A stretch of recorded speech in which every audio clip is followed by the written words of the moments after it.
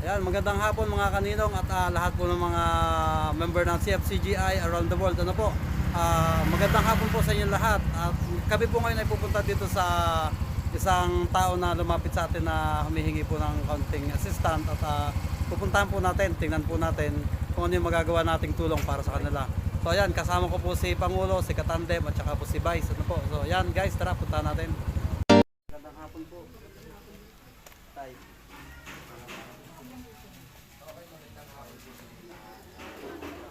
Nanay, magandang hapon po.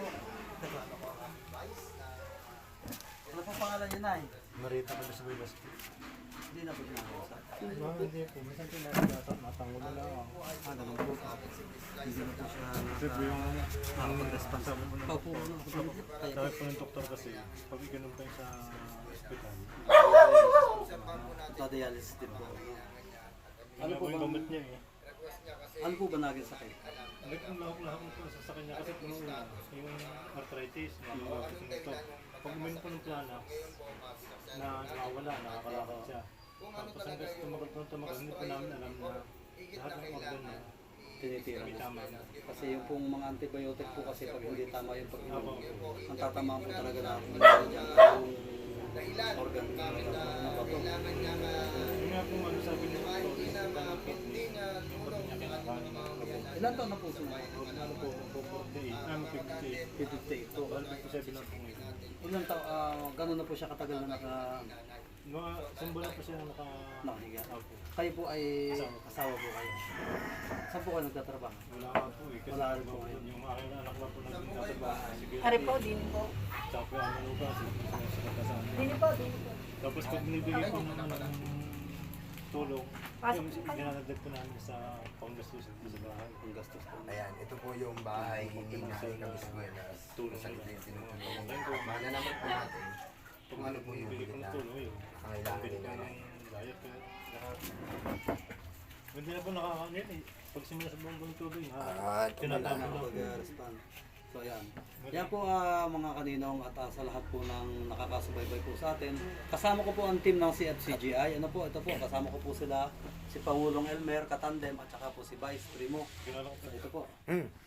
So ayan, bali nandito po kami ngayon at binisita po si Nanay kasi po siya ay nangihingi po ng kaunting assistant po sa atin at yung pong kalagayan niya ay hindi na po talaga maganda. Ayan, nakahiga na lang po siya, hindi na po siya masyadong nakakapagsalita.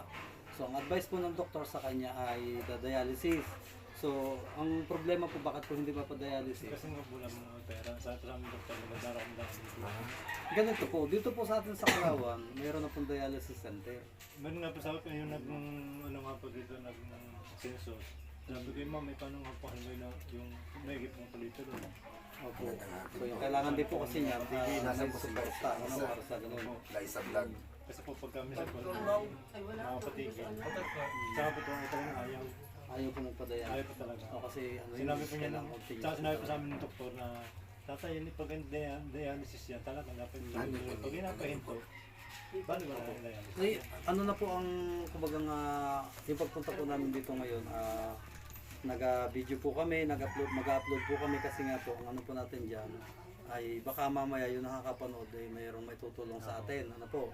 Kagaya po ng ibang napuntahan namin, may nakakapagbigay po ng tulong financial or kung sino man po yung pwedeng kausapin na tao. So ngayon po, ano pong may tutulong namin para po kay Nanay? Gahanan po kung Sa gamot po, mga ganon. ay gamot po kasi ang daming gamot yung tunayin nila. Mga marami pong gamot. Ano po yung pang gamot niya? Hindi na po niya naiinom. Hindi po. Nung una po kasi kapsula yun. Pinainom po sa kanya nung una. Eh, Ano po yung mga herbal po yan? Ano po? Ito yung bigyan ni doktora. Yung mga herbal po. Tapos ang ano po niya, ang ginagawa po sabi ni doktora, tanggalin ko na yung balat, isama sa Diyos. Opo.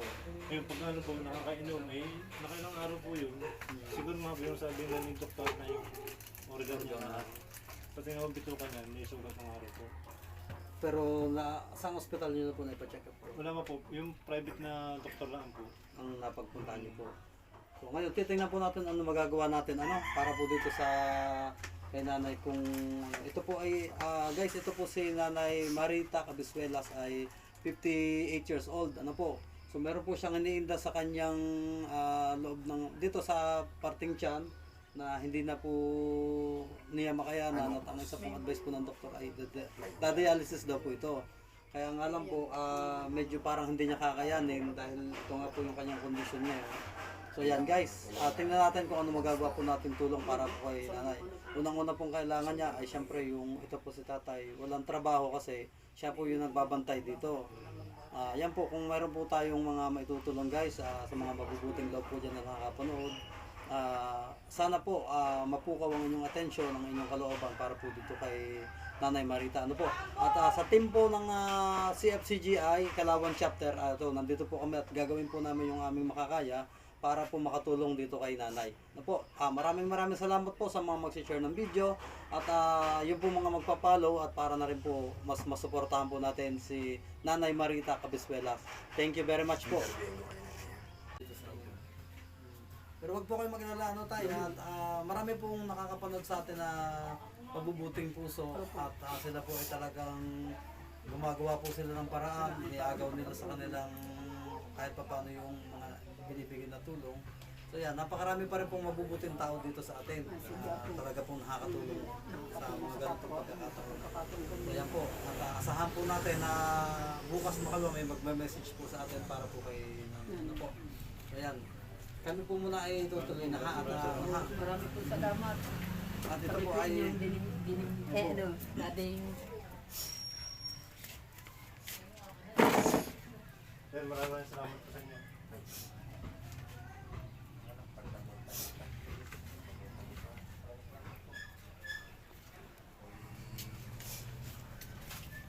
Tay, bakikidagdag nyo naman ari dyan sa inyong kaunting ha. Sige po. Yan po, sponsor po din ng ating kababayan na nasa Taiwan. Ayan po.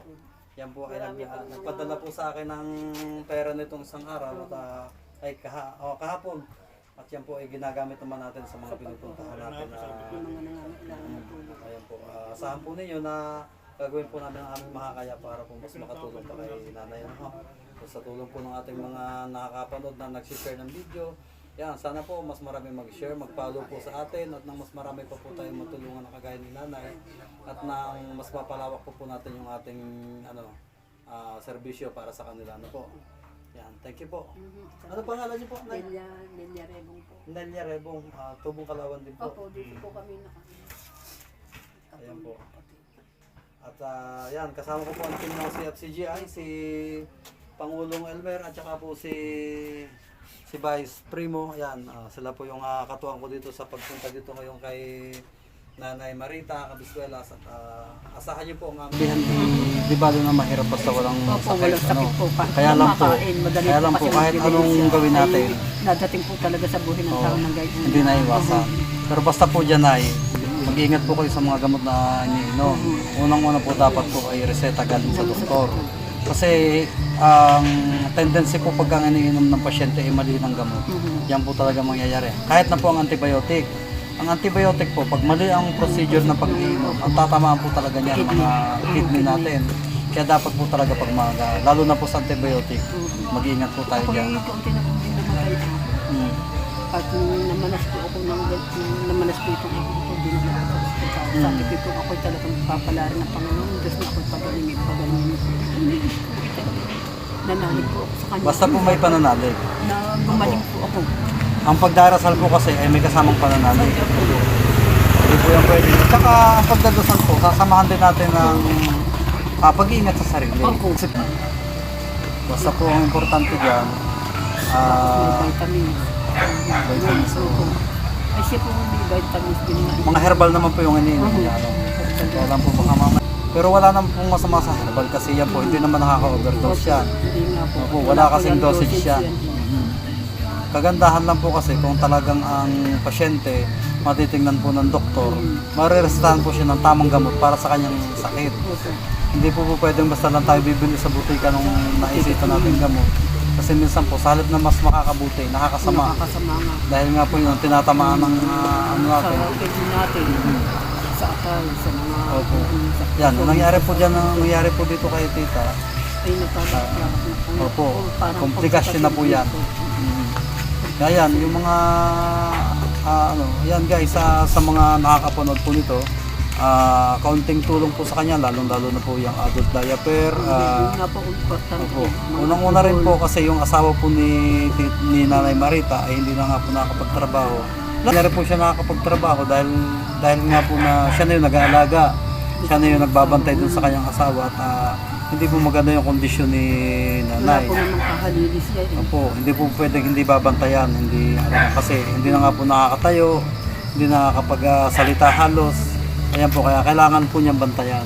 So yun, ang talagang kakulangan po nila ngayon ay financial. Para pambili po ng mga pangangailangan nila, yun nga, unang-una yung mga hygiene para sa kanyang pang-araw-araw. Ayan. So yan po sa mga nakakapanood at nakakapag-share po nitong video na ito. Thank you very much po at God bless po sa atin lahat.